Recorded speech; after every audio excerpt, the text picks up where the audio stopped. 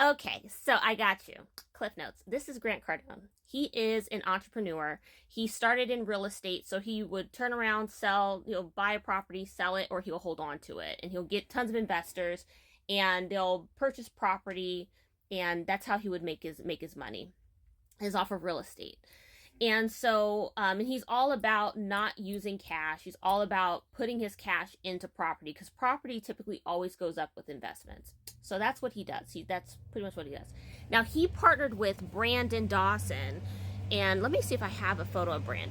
This guy, Brandon Dawson. And so he turns around and he'll 10x your business. So if you have a business, he'll look at the numbers, he'll scale it for you, he'll figure out what's the best avenue, how can we make this business better so that you can make more money. So pretty much, let me see if I can have a thing of Cardone Ventures. Okay, I don't have the page of Cardone Ventures, but that's the whole thing. So Gary Brecka, on the interview on Value Entertainment on YouTube, he said that he's doing this to multiple companies. His is not the only company that's doing it. And what they're doing is they're taking people's proceeds, like everything that they made, all their profits, and they have to, in the contract, it's in fine print that you wouldn't be able to notice. So it's in fine print that that they don't get any money, like they can't accept any of the money. It goes all into Cardone Ventures as a reinvestment. That sounds a bit crazy to me. I mean, you create a business, you scale it, and obviously the company that you're paying Cardone Ventures to scale your business, they're getting paid, but the person who actually owns the business isn't getting paid. That's crazy. So in business, there's this fine line between, what's ethical and what's not ethical, right? I mean, if you create a business, shouldn't you get the majority of the profit? Even if you hire a marketing company to market your company, and they're making, I think he said 15 million a month the company was bringing in. And so if you're bringing in all this money, should they get the whole pie, or should they get a sliver of the pie? And then how much of that sliver, like how big should the sliver be, right? Well, they're getting the whole freaking pie. Gary, he put his everything into the company and hasn't received proceeds back from it. And so what's so explosive about this interview with Grant is that he made all these allegations. It didn't even really seem like allegations. It seemed like it was straight up facts. Because to me, through the history of Gary Brecka, he's always spoken facts. It's all absolutes. When it comes to our health, it's absolute. He's like, okay, if you do this, this will happen.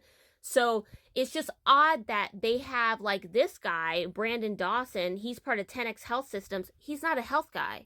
They have Grant Cardone on top of, the head of the company. He's not a health guy.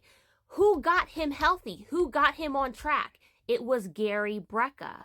So they're the face of this 10X Health, and they're not health people.